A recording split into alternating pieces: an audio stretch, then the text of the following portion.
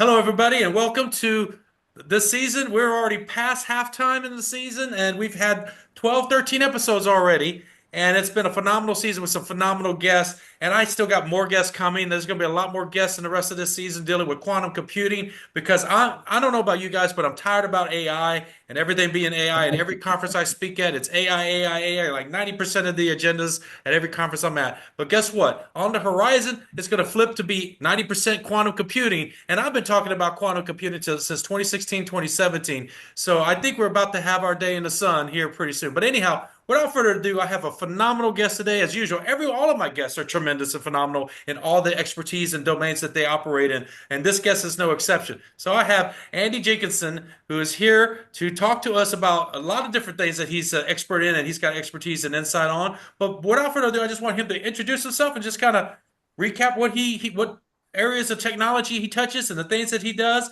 on a day-to-day basis. So, Andy? Jim, it's a pleasure to be here. Thank you very much. And just for everyone that's watching, I'm not in San Francisco, as the picture behind me might allude to. I'm actually based in Virginia Water in Surrey, just outside London.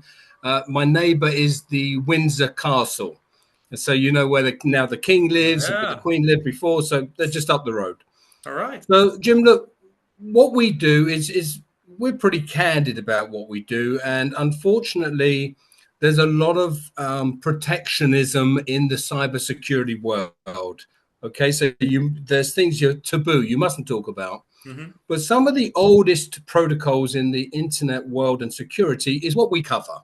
And the beauty of that, because we've only got about 8 years experience in this, before that I was in governance, risk, compliance, and technology. But because we don't carry the baggage of the misleading tuition and academia, we get to the heart of things, okay? You'll be familiar, and I don't want to be too contentious, but the intelligence agencies have been very closely tied with academia. And of course, surveillance goes way back before 2001 and 9/11, but 9/11 really kicked it off. But we look at predominantly internet-connected threat intelligence. And I always say this to people that don't understand this area, particularly as an expert. I say, look, the bad guys get in through the internet. It's how they do it. And if the internet has some exposed, vulnerable positions, and I could wax lyrical about those, and we can go into some in a minute, if they can find a gap, they can exploit it. The whole idea of the security teams is to identify the gaps, to close them. But academia has missed a generation because they were told not to teach it. And predominantly that's around DNS, domain name systems, and public key infrastructure, PKI. Now, you and I will get into quantum, and I'm a bit of an expert in quantum too. And AI, which, as you say, has been fashioned for some time. But let me give you an example. Last year, as a cited expert, the Cyber Theory Institute kindly put a label on me. I think it put a target on my back as well. I was chairing a AI cybersecurity meeting conference in Copenhagen. If you've not been, you should go. It's a beautiful place.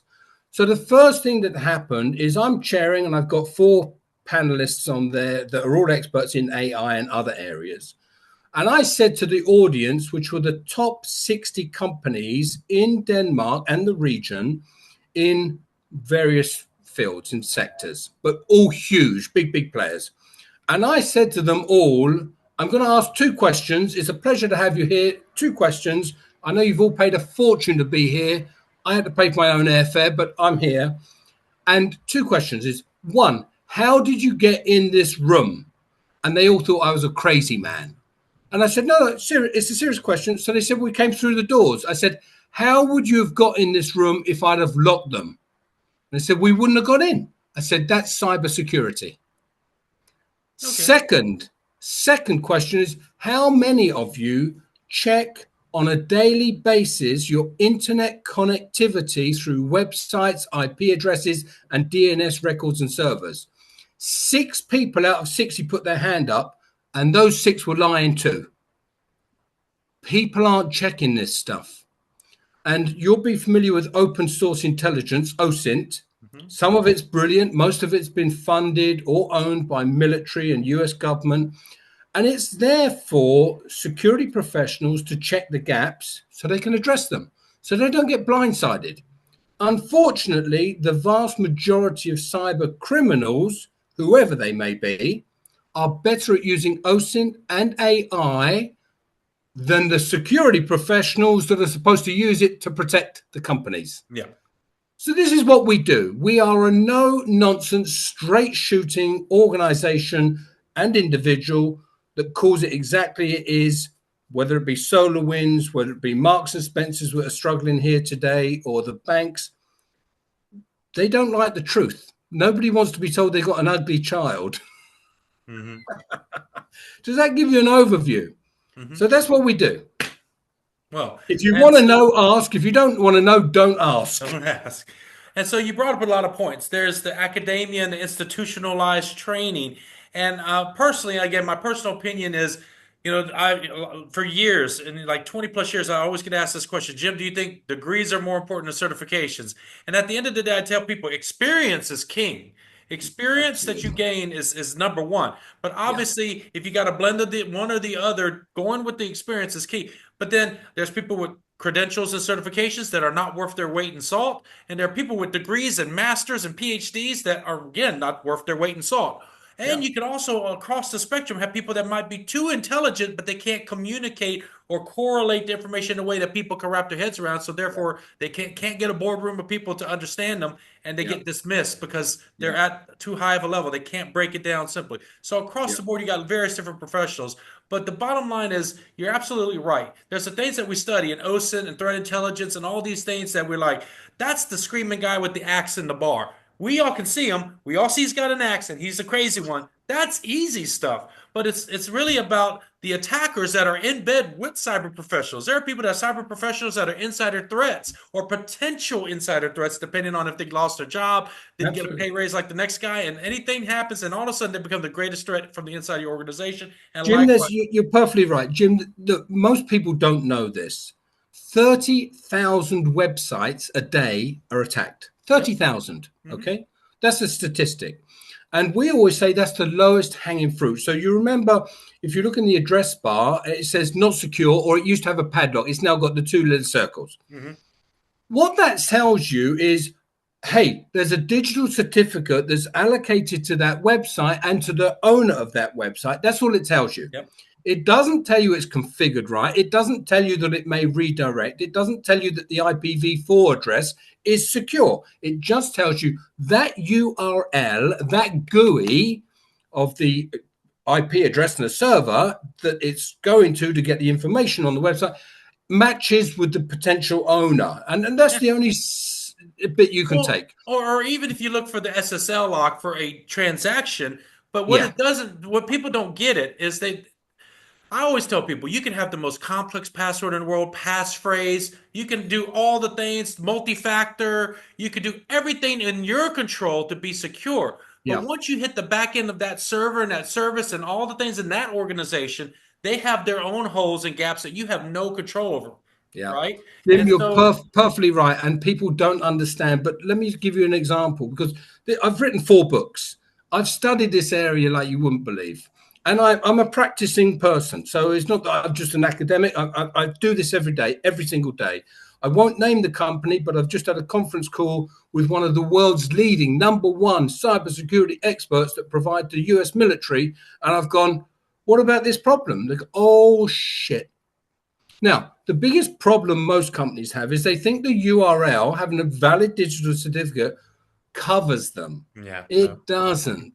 One of the biggest challenges we see immediately, it can take 30 seconds, is that digital certificate doesn't cover the IPv4 address. So now Cloudflare have gone into this area a lot more, and they go, you can't access the IP address. Okay, it's prohibited. That doesn't mean it's secure. First point. Second point is, if the IP address is valid and you can access it, and it's not secure because the digital certificate, you can exploit it. It's the same as exploiting the URL. DNS was never taught well. And Dr. Paul Mockapetris is a friend of mine. He invented DNS from 83 to 86. It was one of the first ever internet protocols. It wasn't understood then. It still isn't understood now, 40 odd years later. But DNS just says you want google.com. Computers don't talk in text. They talk in numbers. So DNS translates the google.com through into an IPv4 address, and it looks up the server, gives you the information, and people just work with names, google.com, microsoft.com, whatever. But behind that is an IP address, typically IPv4. There's about 4.5 billion websites that are using IPv4s, and some are shared, some aren't. But if that IPv4 is compromised, so is the website, so is the network, so is the server, so is the initial transaction or communication. Now it's in HTTP, not HTTPS. Mm-hmm. So its default is to port 80, not 443. Mm-hmm. And it amazes me. In Australia, they did a study of this, and they asked 1,000 people, would you go on a not secure website? And they went, makes no difference. Oh, makes no difference. 90% of people still went on a not secure website, even though it was there in the URL, because they're not even looking. Okay. Wow. The case that I'm working on right now is it's a bank. And if you type in bank.com, I'll leave it at that. It comes up secure. We got credit cards. We got all the bits so you can borrow money, you can lend, you can do whatever you want in full banking style. You type in one of 2 IPv4 addresses, totally exposed, not secure. And they're in the middle of a cyber attack right now. It's cost them so far 1.5 billion pounds, not dollars, pounds. So about $2 billion. And I'm saying to them, guys, you're not looking at the IP address.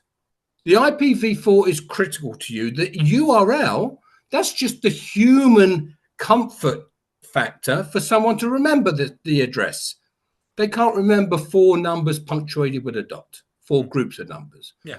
So it amazes me, and I hold a lot of this problem to 9/11, Bush administration, the presidential order that allowed surveillance on everybody. The challenge with that, if you go back to the days of Jim Gosler was the father of cyber offense for the US government.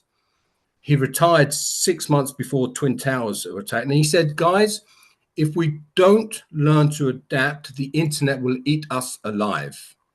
Jim Gosler grew cyber capability in America, CIA and the FBI predominantly. He grew it from 2 people to tens of thousands. When he started that, it was 1 for defense, 1 for offense. When he finished, it was 99.9% recurring offense.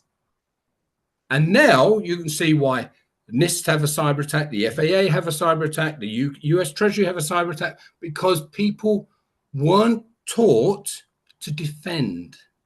They weren't taught DNS. They weren't taught PKI. These are critical foundational layers. And the reason they weren't is because the NSA were exploiting them for surveillance. Yeah. So and still do to this day. Yes, and you mentioned PKI, and so a lot of folks, that's public key infrastructure, which pretty much runs all the asymmetric type of systems, if you will, for certificates. And certificates are truly important for security, but there's a lot of fundamental flaws in PKI. And Andy, could you share some of that insights you have into the abilities of public key? It's interesting because, look, on the quantum side, we had a meeting with one of the 6 finalists for the NSA post-quantum encryption. Mm-hmm. And I said to them, look, if we look at, I always explain PKI as this. Think of it as a digital passport for your device, my device, every device in the world. You've got an IPv4 address or IPv6, predominantly IPv4. You've got an IP address, and on that, you've got certificates that are tied to it, encryption keys and digital certificates. These are rotated. I also then say, think of the Enigma machine in the Second World War, where each day, 24 hours, they would rotate the keys so they would type something, it would be produced differently. Mm-hmm. Most people don't realize this, Jim, but the way they cracked that code, not only did Alan Turing and the others crack that code, but the main crux of it was at the bottom, it always said Heil Hitler. Mm-hmm. So they could translate that and reverse engineer. That's how And they it did gives it. them quite a few letters. So Absolutely. I think it's 7. it's, Well, it's, it's equivalent of a chosen plain text, if you will. absolutely. Yeah.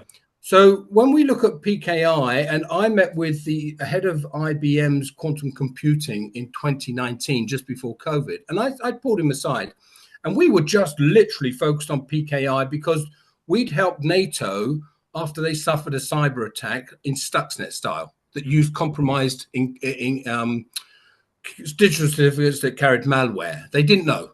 So we developed what became known as Whitethorn, which searches everything, all the binaries, all the deep, everything on the PKI side. So PKI, again, around the mid-90s, it'd been used by the intelligence agencies in its raw form prior to that. But in the 90s, it was decided PKI was the ubiquitous capability to identify digital devices and people so that they could be trusted. Mm-hmm. That was the idea behind it. The fundamental flaws is, you might not know this, but I do. A laptop typically has around 250,000 certificates. Mm-hmm. Okay, it's massive. When we did a program, I won't name them because it's under NDA, but they look after the Trident submarine program here in the UK. So it's the nuclear Trident submarine program. When we were paid to do a project to check, it fell when COVID-19 started in March 2020. So we had to do this remotely, but we found Russian and Chinese root certificates, okay, which means command control can be lost. Mm-hmm. BCC of everything. And people go, Andy, you've lost me a bit. I don't understand. I explain it this way. Jim, look, you're a good looking guy. I'm a good looking guy. But if I tried to use your passport to get into America, I think I'd be run away, Mm-hmm. and vice versa. Yeah. In the world of PKI, no, everything looks the same. If Yes. the digital certificate matches and is allowed and accepted, that's access. If you go back to Stuxnet, which for your viewers that don't know, was the Iranian attack on their nuclear power facility, predominantly in Natanz, digital certificates, 2 stolen digital certificates, were used to plant malicious code, which became known as Stuxnet. The whole program was called Olympic Games with Israel and America. And they wanted to bring down Iran's nuclear capabilities. Nothing's much changed. It was 2010. It's still much the same now, 15 years later. They planted the digital certificates because people accept them. People don't understand. So every time you use any device, send message, receive message, it uses DNS and it checks the PKI. Mm-hmm.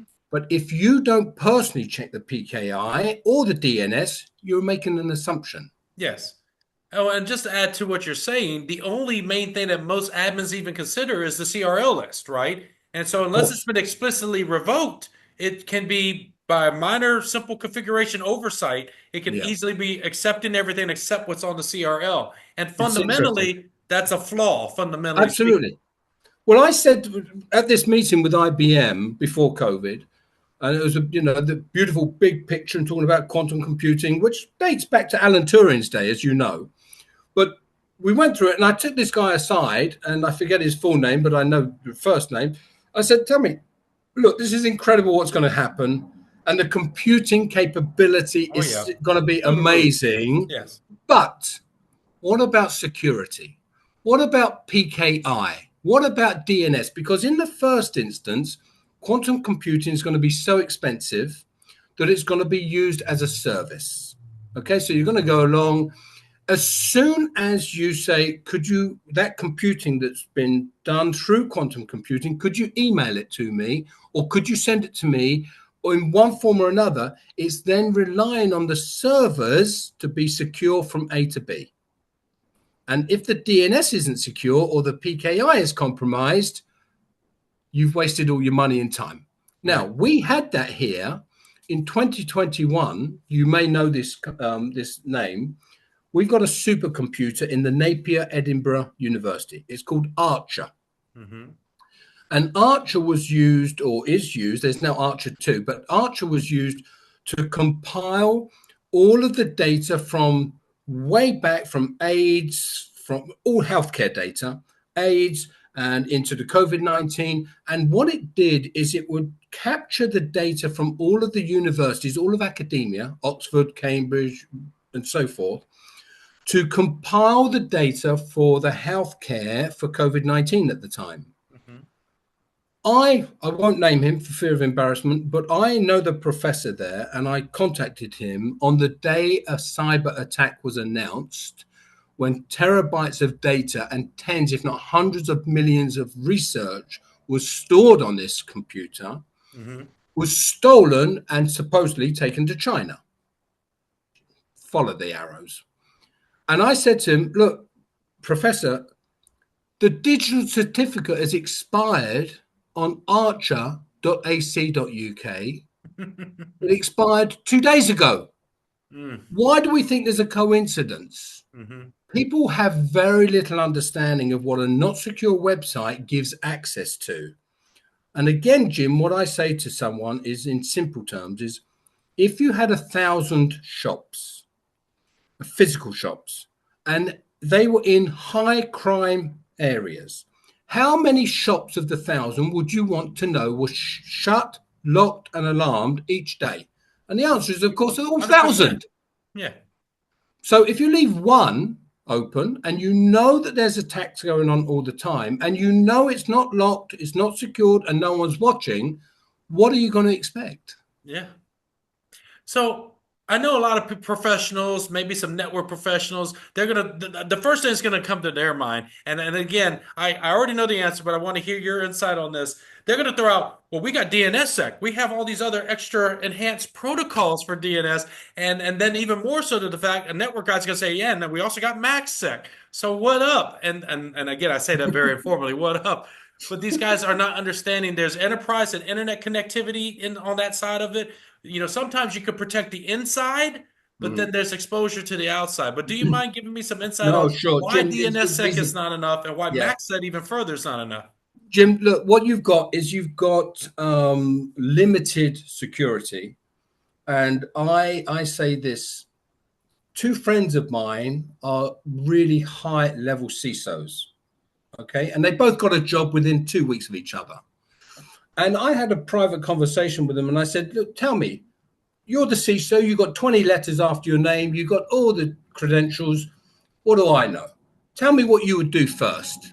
So one guy says to me, "Andy, I've followed you for 5 years. I know that I need to check my perimeter. I know that. No matter what anyone tells me, I need to check. And I want to check all of the things that you do. And that's what I'm going to do." I said, "Great, fantastic." The other guy totally doesn't know each other, totally separate conversation, same question. "What is it you're going to do when you first get in there?" He said, "I'm going to check all the interior, the software, the hardware." And I said, "Okay, what about the perimeter?" He said, "I'll get to that later." Hmm. Okay. The Well, I front think you lines of may be defense ignored. you're adopting the problem. So here is the problem, Jim. And again, I won't name the company because literally I understand. details have been sent to them in the last 30 minutes. This is a US government FedRAMP CMMC compliant, supposedly. And what most companies do, Jim, SolarWinds was no different because I bailed SolarWinds out. Okay. Tim Brown, up until July of 2021, their top level domain DNS was totally exposed. I showed them, and they had a DNS attack. Most people don't know that. They had a subdomain takeover, domain admin access. My first book is called Stuxnet to Sunburst 20 Years of Digital Exploitation. It covers this in depth. I also wrote a white paper for the Senate Intelligence Committee. Now, DNS for SolarWinds, as the vast majority of organizations, wasn't even considered because of this generational gap, lack of training.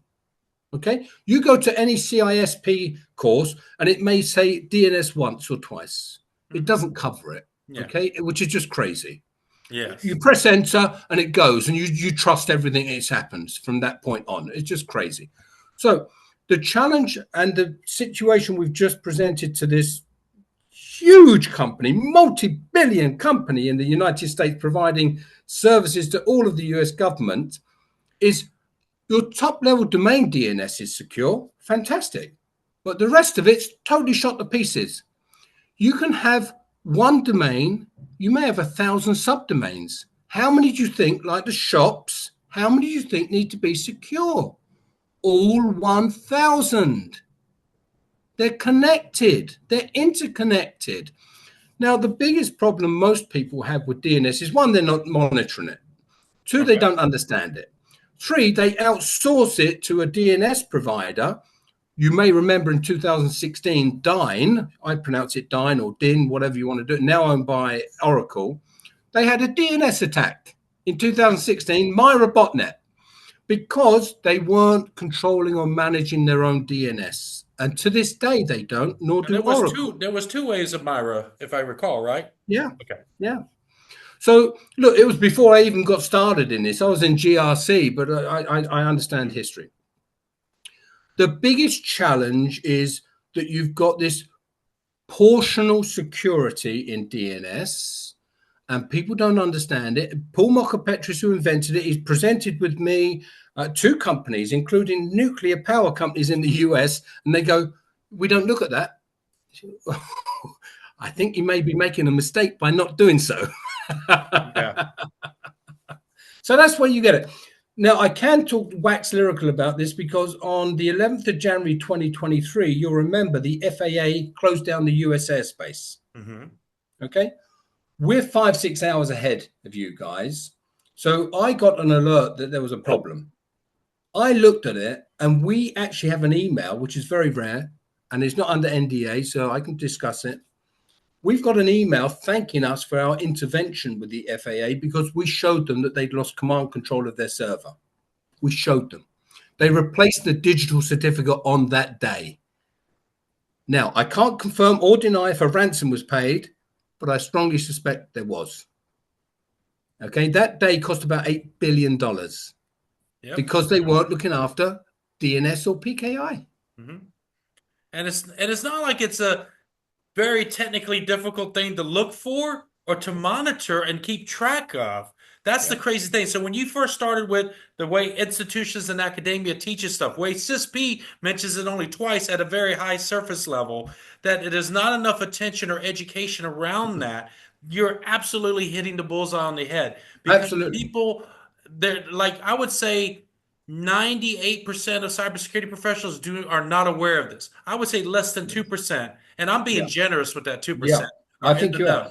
Yeah. And I would say that 2% are the people that have listened to you, followed you, heard you speak, or got one of your books, is that 2%. So with that being said, I do want to throw another name out there because I know you work in really, really smart people circles. And this gentleman has been around also talking about DNS, not so much the vulnerabilities of DNS, but he talks about the other stuff about DNS. I just want to kind of get your thoughts. And if you've crossed paths with, I want to pronounce the last name right, the Cricket Lou. Yeah. Yeah, I fell out with Cricket Lou about 2 years ago.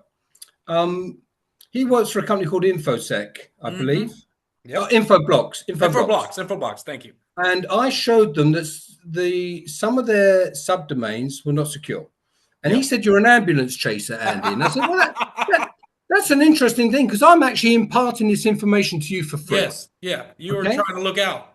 Yep. Absolutely. Now, if you went on to, and I could show you, if you went on to certificates.infoblox.com, I can remember it. I didn't even know you were going to ask the question. And you was not prepared for that one. I've got an elephant's memory. So if you go back to it, it was a crock of shit. And from that subdomain, you could get access to everything. Okay, so look, I don't want to diss our friends. Of course not. Yeah. But Cricket Lou, after corresponding and being connected for about 3 or 4 years on LinkedIn, he then said, "I think you're chasing ambulances. Fuck off," and disconnected. Some of my team, who are prior cyber warriors for the US Air Force, fell off their chair.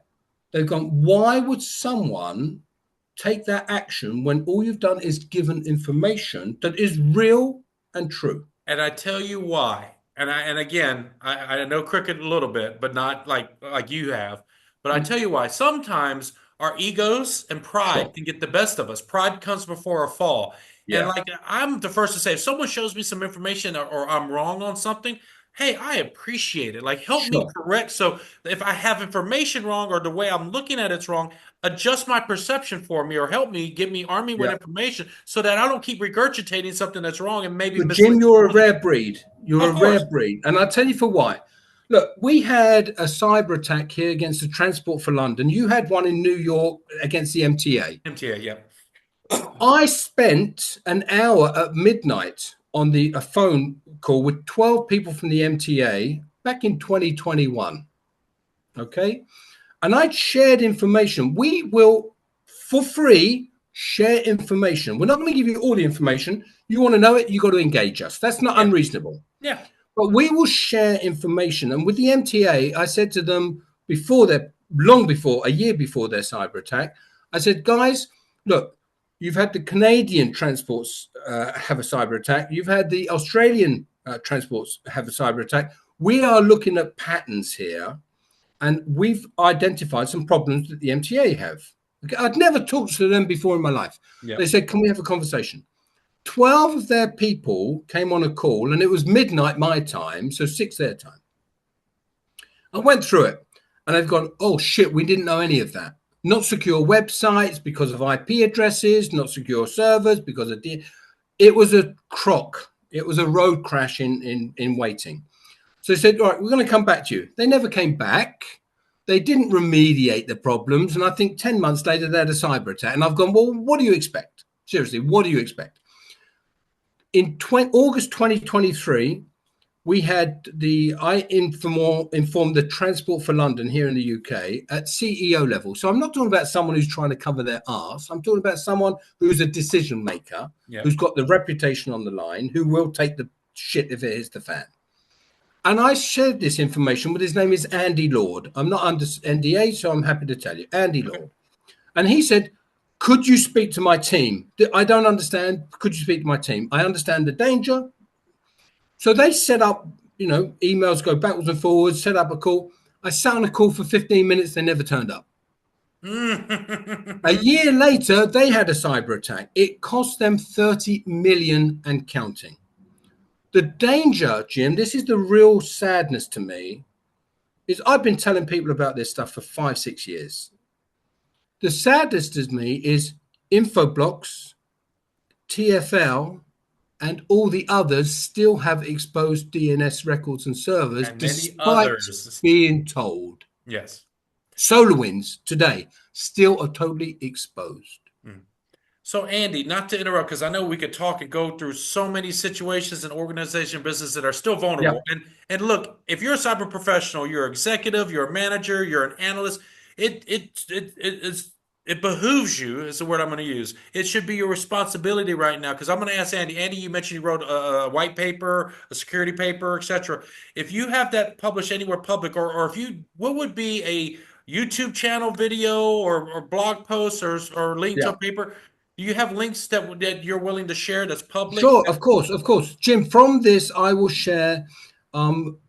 If you don't know him, Steve King is a bit like Chuck Brooks Oh, yeah, and Chuck Bob Brooks. Carver. Yep. Okay. All right. So well known. And Chuck Brooks repurposes my posts all the time. Okay. He Yep. uses He's them a all the smart time. man. Smart guy. Yeah. Steve King, sadly, we lost him about 12, 14 months ago to pancreatic cancer, but he was offered the White House job in Trump's first term. Okay. As a CISO. He's a very smart guy. And to give you, look, people make an opinion, people will make their own decisions. But Steve King, when Steve and I got together about 5-6 years, and I never met him personally, but we interacted all the time.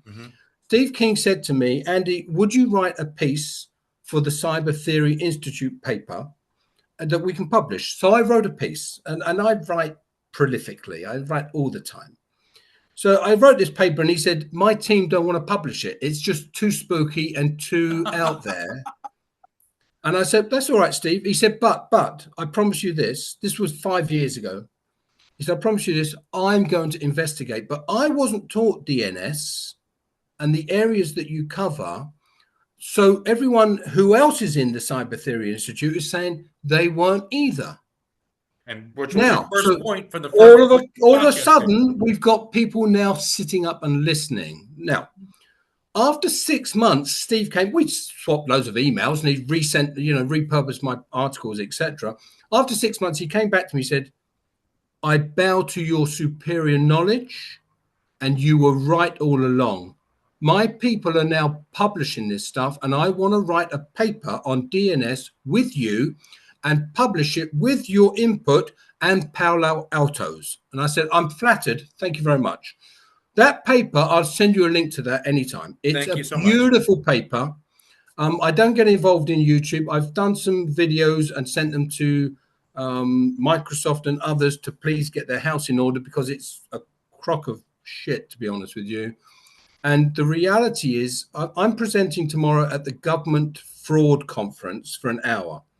And I'm saying to them, you can have the papers, you can have the article that I'm presenting tomorrow. Thank you. Yeah.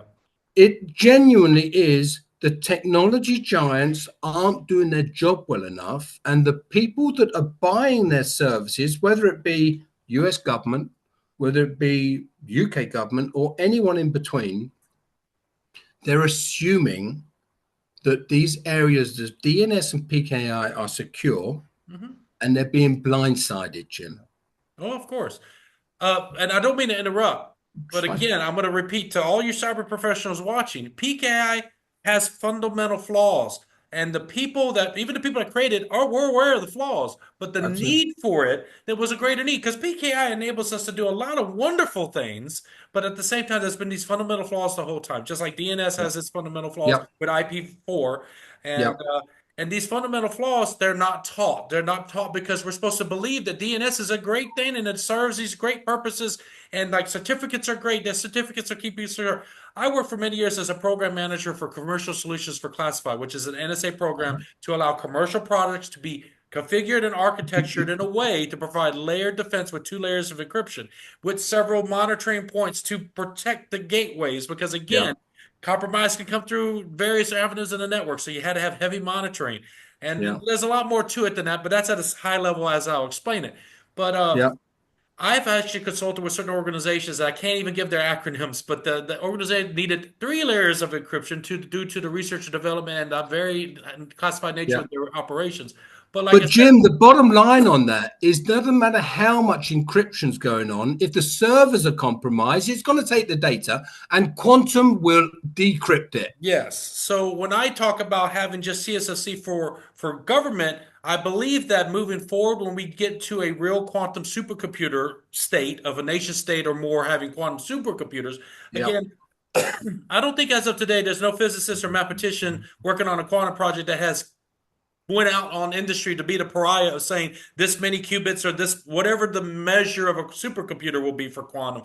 I know Fujitsu recently with Riken tried to publish that they had a quantum supercomputer. So that was a very bold statement. So, but bottom line is, when we have what will be officially across all industry considered as a quantum supercomputer, and that'll be the first of its kind moving forward to being better and better and faster, just like the top 500 list is always better and faster. But we have a serious threat. I think PQC, lattice-based encryption, it does have a lot of strengths, but we have not fully tested it against what will become a quantum supercomputer.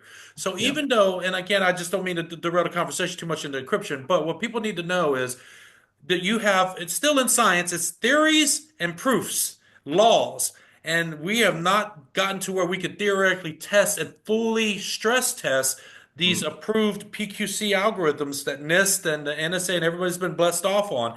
And the one thing that really, if I was an attacker, the first thing I want to go after is the one and only symmetric approved AES-256. And the circles I've talked to, the first response I get, Andy, I'll tell you, is, "Oh, we'll just increase the key strength to 512. And I'm like, not good enough. Do you not understand how qubits work? And Jim, when we started, what you say is perfectly correct, but I'm going to give you some meat on the bone. Thank you. When we started, I won't name the bank, but one of my team was the former global head of PKI for this bank. And when he left and joined me, he said, "I can get us back into this bank because they desperately, they know the power of encryption or the power of not having encryption." And it took about a year to go back in there. And they said to us, and I word for word, this was 2019, they said, We've just spent tens of millions with a team of 40 people for 6 months to find the SHA-1 certificates that have been in our private banking scenario. And trust me, everyone still has SHA-1, and they're deprecated over a decade ago. So he said, okay, well, look, we've got Whitethorn. We developed it, helping NATO. It's our product. It's a proprietary product. We have to get permission. Otherwise, we'd be breaking the law. But we'd like to come in and show you what we can do. So the guy said, okay, all right, reluctantly, we spent all these tens of millions, 40 teams of, top big four consultancies, spending fortunes. And he said, and we found, so we get to the meeting. I didn't attend the meeting, but he went to the meeting. And he said, yeah, we found 46,000 SHA-1 certificates. Now we're going to start replacing them. And he went, okay. And that took 6 months for 40 people. He said, yeah, tens of millions. He said, okay, why don't we run what we've got and see what it identifies? So the guy said, yeah, okay, all right, well, we'll have a coffee and run it. So we ran Whitethorn for 15 minutes. And we said, oh, that's interesting. Look, there's the 46,000 SHA-1 certificates that they took 6 months and 40 people and tens of millions to find. We found it in 10 minutes. What about this 26,000 they haven't found? So you can imagine. Yeah. We never did business there because they were too egotistic, because the guy was, if he signed up for us, he'd have gone, I made a mistake. I've spent tens of millions and wasted 6 months of time. Okay, so they've still got SHA-1 certificates in there. They don't know where they are because to find them isn't that easy. Similarly, in 2020, just when COVID came, we actually scanned some devices for a major, critical infrastructure provider to the Trident submarine program. And we found Chinese and Russian root certificates in there, which can take over command control. Just before COVID at the end of 2019, and I'll name the company because I'm not under NDA and they deserve all they get to be exposed, we were invited to go to Accenture. And our chief scientist is based in Bavaria. And I went there the night before because it's a pain in the ass to get to. I went there the night before. We went there and I was there for an hour meeting. It's the most expensive short-haul flight in Europe. It's £1,000 no matter which way you go, and there's only one Lufthansa that goes there. So I do all of this. I incur major costs. I get there for a 9 o'clock meeting with my data scientist, and the head of this Accenture for the German region and his PKI team are there. Okay, so they got a PKI team. Great. They've prepared a gold standard laptop. All right, you understand what that means. And they said, do your worst. So we're in this big office. We're having a coffee and a croissant to start. And my data scientist goes, right, it's run. They've got a big 65-inch screen on the wall. And so we bring it up on the wall. And we go, okay, let's look through these. So we identify longevity, issuance, country, the whole gambit of PKI. And so the guy says, oh, shit, that's pretty good. So there's some revoked certificates in there. They don't make the revoked list, but they're not being revoked. It's like Patch Tuesday without patching. Yeah. So we go through the whole thing. He said, oh, that's interesting. What are they doing there? So he said, well, what are they? It says CNNIC, CNIC digital certificates, which is the Chinese Liberation Army. In there wait for this, that most certificates are for 1 year. Some rotate more frequently because they want to confuse the encryption capability if it's broken.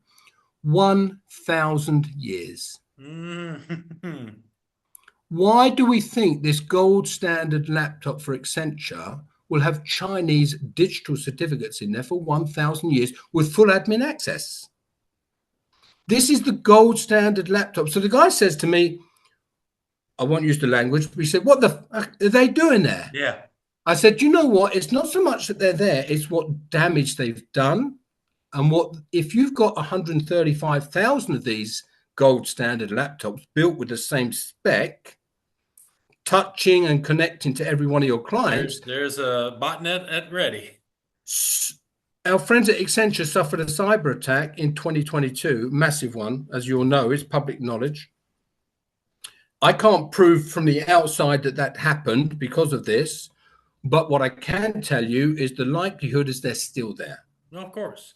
And you know what's even crazier is we've seen a prevalence of living off the land attacks. But how did they get to the point that they could compromise PS exec? Now, and again, you're onto something here because in the MITRE attack framework, which a lot of people are eating Yeah, alive right now of the different tools and techniques yeah, and it's procedures and so forth. brilliant. And don't get me wrong, it's good to give more insight into how they can move laterally and Yeah. compromise one thing to do another three things to compromise. I get the chain. But Mhm. again, I haven't checked it recently, but are you aware if they did anything to address DNS vulnerabilities or only a few of them?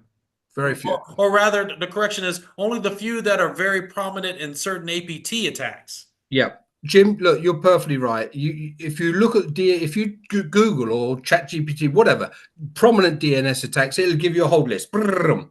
Okay, you've only got to go to Microsoft's own issuance of CVE 2020 1350. That's the SIG-RED attack. They issued that in July 2020 with a critical score of 10. Ken. Okay, and it dated back to 2003. That is still prevalent to this day. Yep. Okay, because Microsoft have not addressed their DNS. No matter, I've got an email I sent to them last night. I said this DNS exposed position could impact all 400 million users to give command control of their laptop. Think about the implications of that. And they said to me, oh, you need to go through a vulnerability disclosure program. And I'm like, are you for real, guys? Hmm. And I can show it going on from 2020. Okay, so it's nothing new. But the point I'm making on this is threat intelligence is only powerful if you can action it and you Yes. do action it. Yes. Okay, I could tell you you've got a puncture on your tire, your wheels are falling off. But if you carry on driving, that's entirely up to you. If you kill Entirely. Yep. yourself, that's entirely up You're to you. assuming the risk and accepting the risk and letting Absolutely. the risk, And this is perpetuate. all. This is what we do. So, with whether it be the TFL, the Electoral Commission, I'm going to touch on the Electoral Commission because this is a prominent case point. In 2020, we helped the FBI. And it was a bit by default because the guy that was previously the head of the FBI in the UK was a friend of a friend. He then went to work as the head of security for Microsoft. I'm not sure there's any connection. You understand. Mhm. So he said to me, a dear friend of mine's no longer with us. If you look him up, Bob Arnold, a dear friend, he was in charge of technology for the Alaskan e-voting scenario. Okay. He died 2 years ago. Lovely, lovely guy, giant of a man, 6'6". And he said to me in 2020, leading up to the elections, he said, Andy, look, there was all this hoo-ha in 2016 about the election rigging. You're the experts. Could you look at how we are, how Alaska for our e-voting is? We've got COVID and everyone's voting online. I said, of course, Bob, it'd be my pleasure. At the time, I had two former cyber warriors from the US Air Force in my team. And I sent them to task and they came up with CVEs dating back 10 years, DNS records and servers totally exposed, IPv4 addresses totally not secure. So we shared this with Bob and he's, oh my God, this is terrible. We're going to have to do something about this. Good. Okay. One of my guys said to me, Andy, with the election rigging that went on in 2016 or the supposed rigging, Alleged. yeah, wouldn't it be incredible if we could give a full view of all 50 states on their election voting for 2020? I said, well, how long does that take? He said, it'd take 6, 8 weeks. So I said, go to it. We've got a heat map of every state. The worst was Delaware. Think about that. It's where all the big companies are positioned or registered. Definitely an There industrial wasn't base. Yep. one, Jim, there wasn't one that was green. All were red or orange because they weren't secure. Every single one. So, I'm assuming you do research, you know what you're looking for in these areas. You see patterns. And because I'm not American, I didn't know what it was. But We found that all roads were leading to an organization called vote.gov. Okay, vote.gov is your centralized repository for all of the 50 states voting, and they spew out the results. So we said, let's look at vote.gov. We found a Korean server inside the DNS of vote.gov.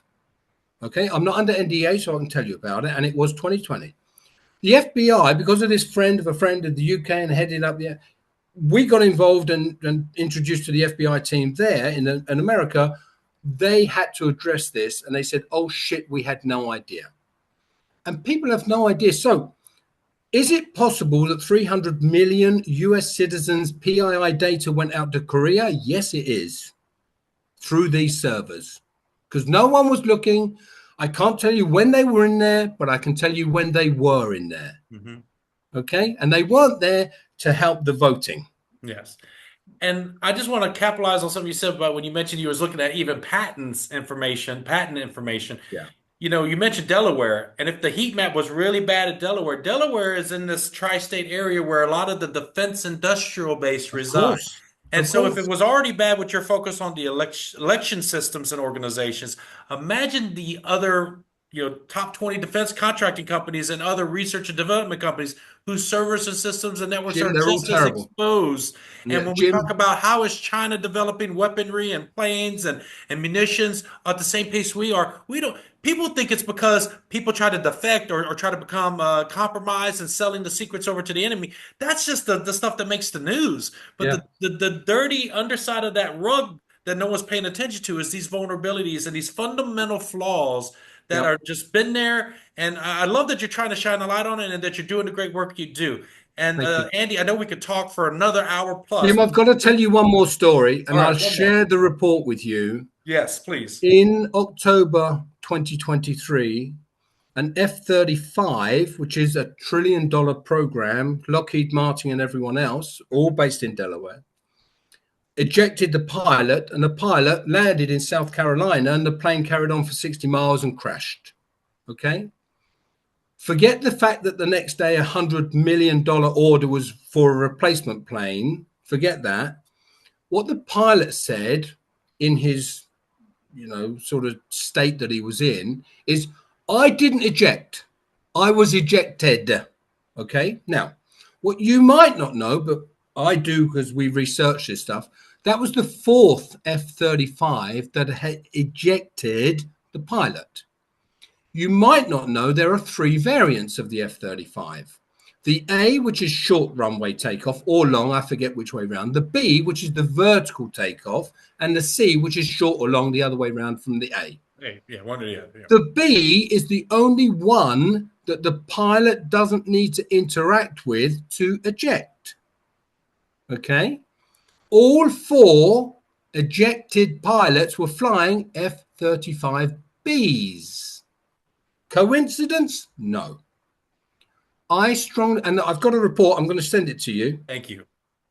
On this, because we show the major companies, the primes and the secondary companies involved in the F-35 program are all exposed and compromised, which is in breach of FedRAMP and CMMC compliance. And you go, we shared that report with J3, who you'll know, the highest security clearance. They ignored it. Mm-hmm. Okay, they ignored it. They didn't do a thing. And it's still like it to this day, Jim. So what we've got is we've got a lot of bullshit.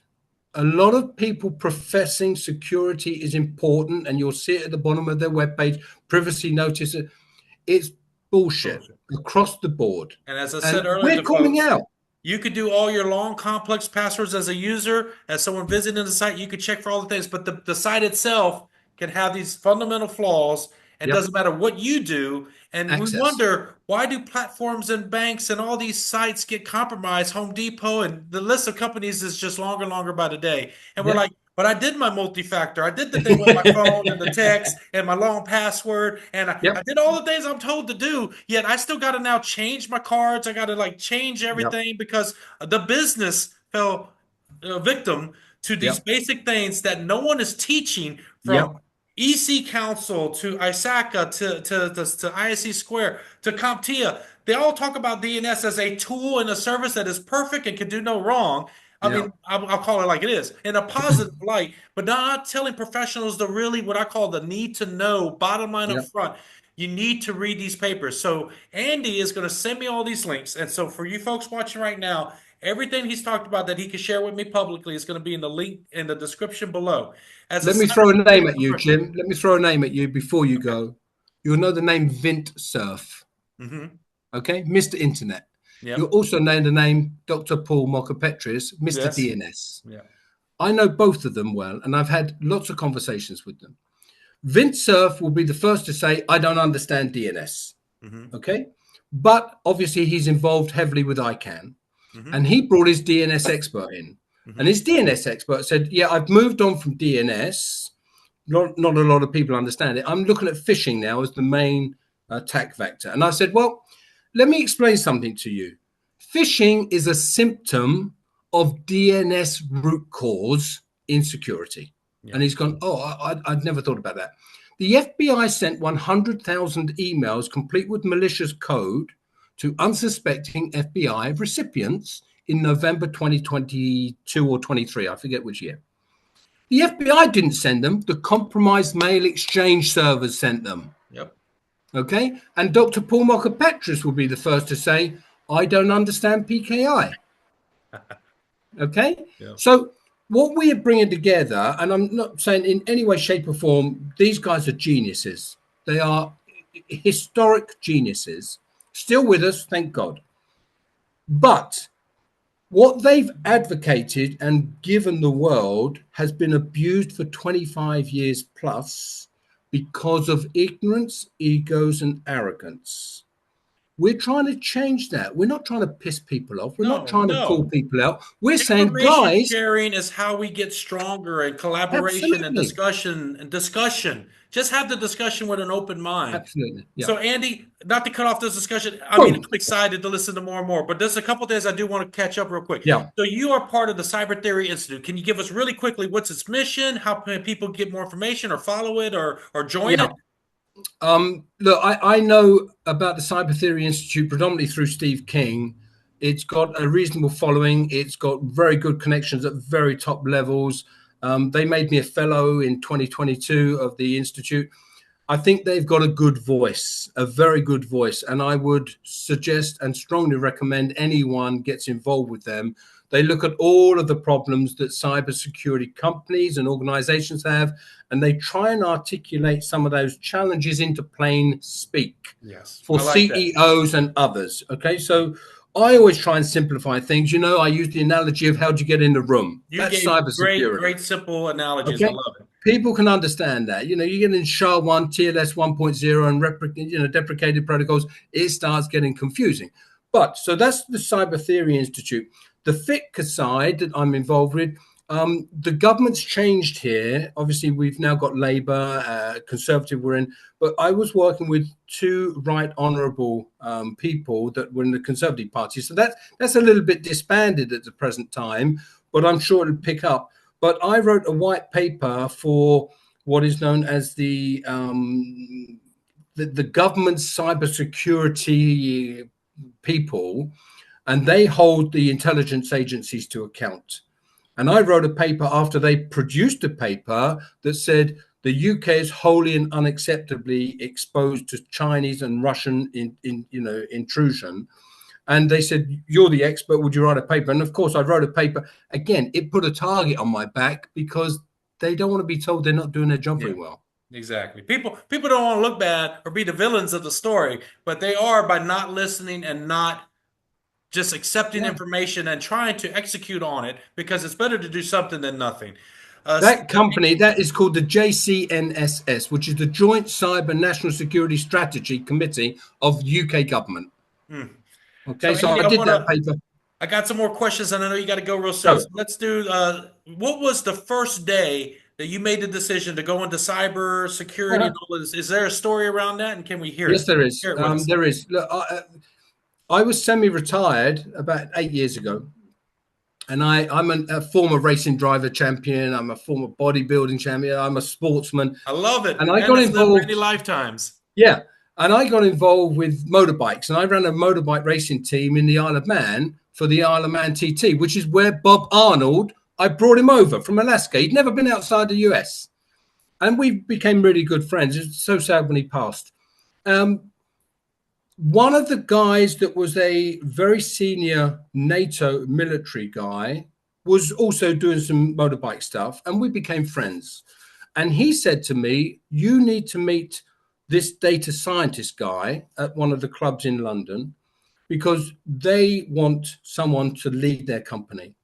And he said, from what you've done previously in your life, I used to employ 200 people. We used to do Sun Microsystems were our biggest client. We were signing $60 million deals to look at technology. But the beauty of that, Jim, is back in 2000, around 2000, no one was thinking security.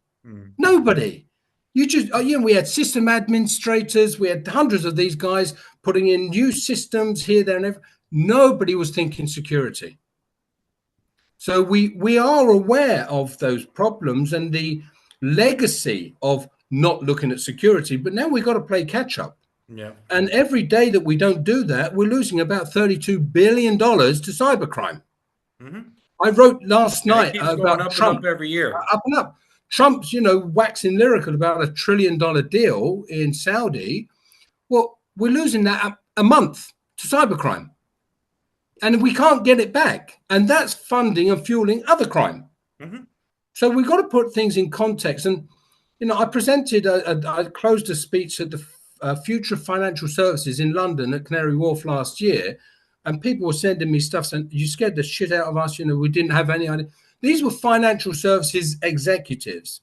And I posed a question at that presentation. I said, what do you think the costs and losses are to cybercrime on a daily basis? A couple of $100 million here, $32 billion a day. They fell off their chairs. They had no idea. Yep. So we must prioritize this. And I know everyone says that, but they're not. Endpoint protection will not give you protection against DNS servers being exploited. Yeah. Okay. Whether it be CrowdStrike, who I also helped, they didn't secure their top level domain servers, DNS servers, until the 11th of March 2023 at 16:10. I'll give you the exact time. Okay, at 16:05 they were still insecure. At 16:10 on the 11th of March 2023, they secured their top level domain, crowdstrike.com, DNS servers and records. But they're still exposed to this day because they only did the TLD. They've not managed all of the others. And you go, guys, you're supposed to have been involved in this. It is so short-sighted when people only think of the top-level domain and don't think about all the subdomains. There are multiple divisions if they're a multi-global company, even other country extensions from their site or other languages of their site. Oh, we could definitely go down this rabbit hole. I do want to segue into a few final questions because I do know we've got to respect your time. So I have this quick round. It's only for levity and for a little bit of fun because we've been talking a lot of tech. So these are just some rapid fire questions, no right or wrong answer. And I like all my guests to give answers because sometimes it's fun, at least the fun things. Go. So first question splits the room, okay? Star Wars or Star Trek? Neither. Neither. I'm sorry. Okay. I'm sorry. I've had a few other guests say neither as well. Cake or pie? Cake. What kind of cake? I've got a panna cotta type of cake at the present time, and it's beautiful. A friend of mine brings it for me. I'm training him, and he brings it for me every time. I'm like the teacher, and he brings it instead of an apple. He brings me a panna cotta pie. I like that. What is your most favorite book you read of all time, and what was the last book you read? Without being too contentious, I think the book that was written by Edward Snowden, Permanent Record, is an incredible book. And although you either love or hate him, I applaud him for his honesty and integrity. Because I tell people not to interrupt you, but when people want to say, oh, he did it for this or this reason, What millions of dollars has he made? He's still No, essentially a exactly. political prisoner of Russia. He's ostracized. Yeah, Absolutely. he's And to be honest, ostracized, a political prisoner of Russia. The only reason I keep giving him visas or yeah, extending them is as he's a great gambit piece on the chessboard for their yeah. relations against the U.S. But look, Jim, you've only got to look at whistleblowers Hmm. in the main. Yeah. There are a number of companies that have them killed. Yes. I'm a living testimony that when my company found Russian and Chinese root certificates inside a Trident submarine program, the company wanted to invest hundreds of millions in us. We were closed down and ostracized and blackballed by the intelligence agency. Yeah.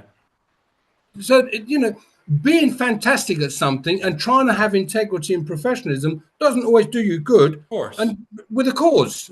So And you whistleblowers have not had a glamorous history or track record, if you exactly. will. What was the last book you've read? I've got a book called Corruption, and it's an incredible book. It's written by a professor in England, and when you read it, it's like watching a film that Julia Roberts has made. This is how the world ends, or whatever. Wow. You Okay. read it, and you go, that can't be true, and it's all factual And of it's how a true factual. corruption has. Look, you know, give someone a 400 million airplane, and you can get whatever you want. Yeah, I hear you. And we're no longer hiding the corruption; it's in plain view. It's in plain sight. A lot of cyber professionals and researchers and executives like yourself and leaders and thought leaders like yourself, even though you have a super demanding job, you already mentioned earlier in one of your stories, you was up till like 1, 2 in the morning. You do this all the time. That's the nature of our work. We're up at all hours because our clients are all around the world, etc. The Yeah, problems are all around the world. yeah. But I know a lot of us do try to carve out some time, whether we either contribute our time, money, or energy into nonprofit volunteer work or charities that are near and dear to our hearts. So this Yeah. question is there any nonprofits charity work that either you do or volunteer or just something that you admire and you care about and you want to shine a light on it and then also Um, provide me the link to it so that we can share it with others yeah, watching? I can't provide a link. We do charitable work every day, every day. Hmm. It was only less than 10 years ago that I built an entire school in India for women. Wow. I paid for the whole school, okay, because you'll be aware that women aren't as well treated there as they are in other parts of the world. And we had the disposable income and capital that we could do that then. So every day I try to be charitable in one way or another, and it could be sharing information with the company I did last night, because voluntary disclosure programs are a con. Hmm. They're an outright con where people want to say, we've got this information, we didn't pay for it, and we can actually action it. Now, all that to me says is you're abused of your expertise, and I don't like it. And I've had it so many times. We just say, we do not participate. But when we helped the FAA on the 11th of January 2023, we knew lives were at risk, Yeah. Jim. And we went out of our way to spend many, many hours to get the attention of the FAA, because ordinarily we'd say, you need to retain us. But we said, look, here's your server, here's the IP address, here's where they're located, this is the exposure. And they actioned it that same day. Yeah. They opened up the airspace that day. Now, some would say, well, you should have been paid 10 million. You should have been paid any number, because it cost the industry $8 billion that day. No one paid us a penny. Hmm. And we have to tell this story to even get recognition. Well, Andy, I applaud you and your team and your business for doing stuff like that, for kind of leading the front lines of a thing that's not talked about Thank you. enough. And so the moment I saw you listed DNS vulnerabilities as one of your specialties, I was like, I need to have this guy on the podcast, folks, because we don't talk enough about this. And for since 2016, 2017, I've been trying to talk to people about the PKI vulnerabilities, Yeah. and a lot of people don't want to hear it because they Yeah. don't want to understand that, hey, there's reasons why you need Jim, the this layered reason for defense. that, Jim, But look, then you're so spot on. yeah, and you can Sorry. have all this layered defense. And again, I don't want to waste too much time, but I will talk about this beyond the CIA triad, because when people talk defense in depth, it's a catch-all word that people love to use because they like to say, we got all these layers. But here's the Bullshit. thing, most security frameworks are based on the CIA triad. And of course, Don Parker, a couple decades ago, came up with the hexadad, the five, and then Yep. he added the other four. There's nine security principles. So even our security frameworks, where you're an ISO series type of framework, or if you're in a NIST, RMF, or any other framework, they're going to be Yep. usually focused on the three. I've seen some frameworks talk up to five, but not all nine. And Mm. there's only one place in the world, at least that I'm aware of, that publicly has admitted to a security engineering process that includes all nine, and it's the NSA, the National Security Agency, who Yep. does nine security engineering But reviews. Jim, I can't do it now because I've got to catch a train, as you Yes. know. I'll show you how NSA are exposed now. Okay, and I'd like that. All right. So I will send you Andy, some emails, but yes. equally, look, people think I'm beating up on them. I'm not. No, no, you're They trying to don't shine a light on know. something important. Absolutely. But Jim, ignorance is a choice. Yes. Steve King, I applauded like you wouldn't believe. And he's lauded. People all know him everywhere. If you look him up, Steve King, after 40 years in the industry, said, Andy, I'm going to review and research this area as you've told me to. And he came back and said, oh my God, nobody knew about this. It's there in plain sight, but everyone assumed. Yeah. So those people you say you need to look up DNS and PKI, they are ignorant, and that's still their choice to stay ignorant, but they're ignorant because academia didn't teach it. Teach them. Well, Andy, let's do this because I do want to give all my guests the final last word. But before we do, folks, the links that are in the description below, you are now responsible for educating yourself and being aware of this threat. And if you refuse to do so, you're ignorant and you're only perpetuating and allowing this to continue. So please read these links that Andy's going to provide for me in the description below. And with that, I know Andy's got a train to catch, but Andy, you have the last word. The floor It's is been yours, an sir. absolute pleasure and a delight, and I'll prime this for my presentation on fraud tomorrow. Excellent. Well, thank you All so right, much for it'll your be time, with you Andy. later today. Thank you for being on the Top 7 Pro My podcast. pleasure. Thanks, Jim. Take care. Bye-bye.